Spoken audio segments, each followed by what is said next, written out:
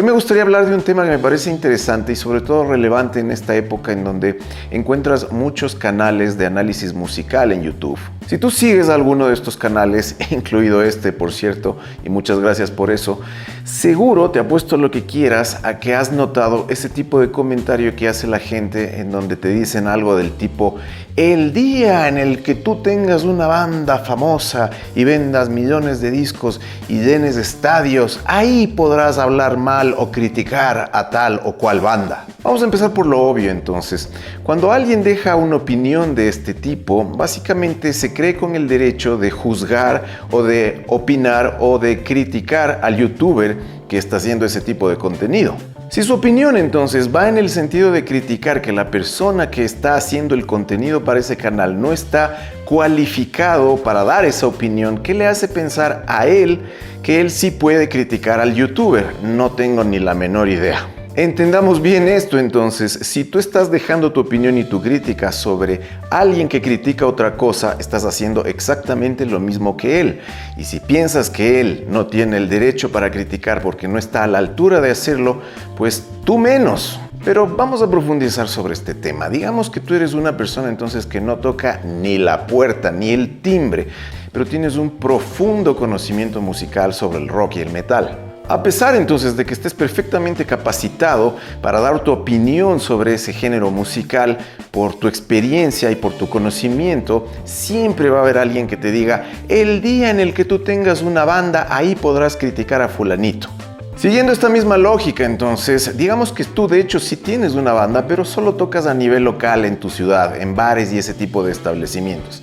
De todas formas, siempre va a haber alguien que te diga: el día en el que tú seas famoso, ahí podrás criticar. Y siguiendo esa misma lógica, digamos entonces que tú de hecho tienes una banda que es famosa, pero únicamente en tu país. Pues siempre va a haber alguien que te diga: el día en el que seas famoso en toda Latinoamérica, ahí podrás criticar a otras personas.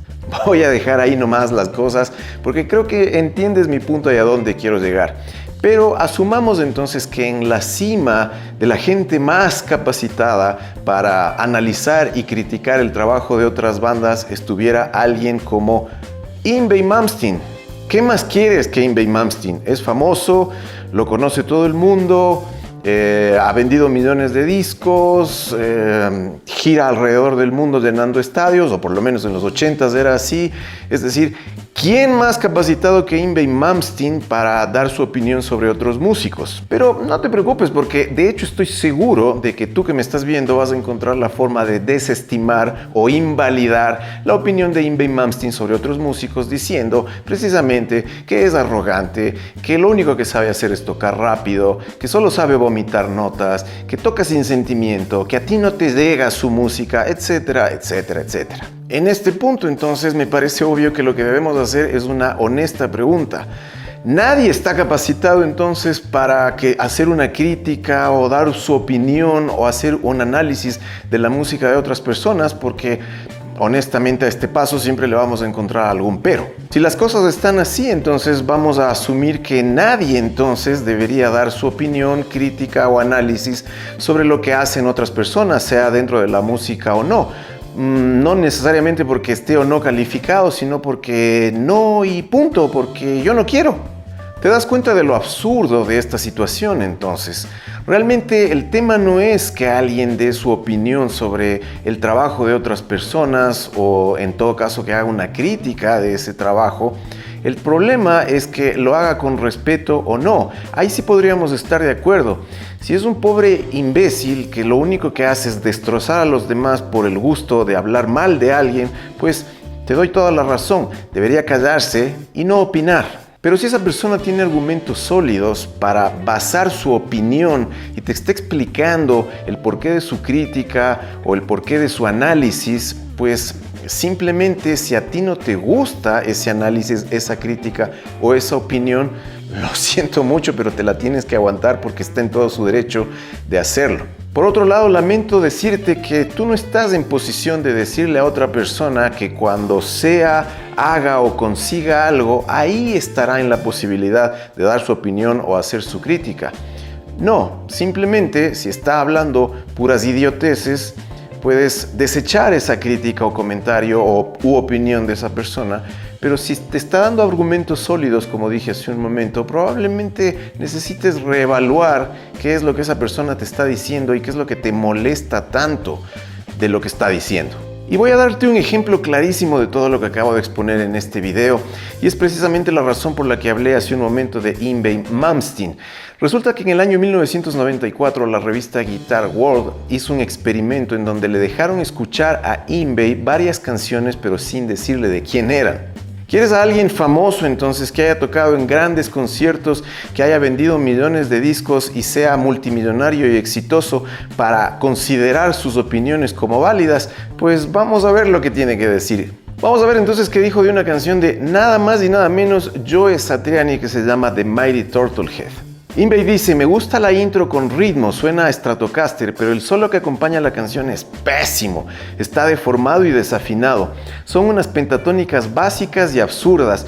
Mira, esto me suena mucho a cosas que comenta la gente tratando de hacérselos interesantes, por cierto.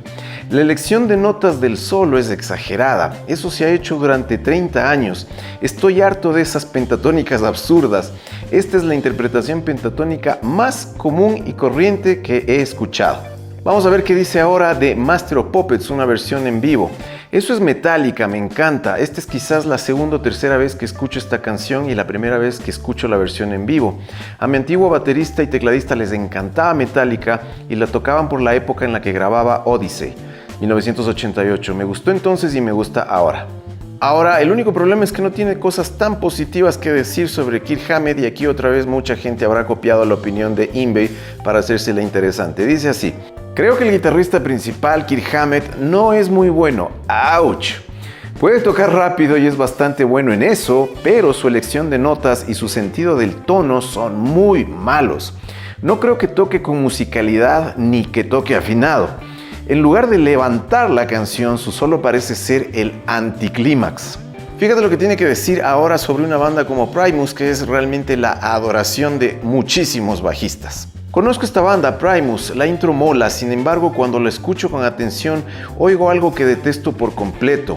Esto está mal traducido, aquí lo que realmente dijo es: odio la técnica del slap en el bajo. Es la peor técnica del mundo, pero Primus me parece muy gracioso, me recuerda un poco a Frank Zappa. Vamos a ver ahora lo que tiene que decir de la canción I'm Broken de Pantera, y aquí es donde ya empieza a afectar mi pobre corazoncito. Dice: no sé qué es esto, pero me gusta el riff de guitarra tan chulo. También me gusta el ritmo del segundo estribillo, pero no me gustan las guitarras con un sonido de sierra. Esto sí era clásico, sobre todo en el Reinventing the Steel. Es brutal el sonido de sierra de la guitarra de Dimebag. Preferiría una guitarra que no suene distorsionada, que hay otro pequeño error en la traducción, si no tocas más de 2 notas. En cuanto a la voz, no encuentro palabras para describir mi disgusto, porque en realidad no es voz. Suena como si alguien le estuviera metiendo algo por el al vocalista y como si algo le saliera por el y por la boca a la vez. Es una excusa estúpida para alguien que se pone delante de un micrófono. Como puedes ver, entonces le dio durísimo a Phil Anselmo. Pero ahí no termina la cosa, porque la revista Guitar World le pregunta: ¿y qué opinas del solo de guitarra? Yngwie dice esto: una triste razón para ser guitarrista en los 90s. Empezó sonando como Chuck Berry, luego hubo un bending terrible, pero terrible, de muy mal gusto. Ese fue uno de los peores solos que he escuchado, pero el riff del principio y del final de la canción es muy bueno.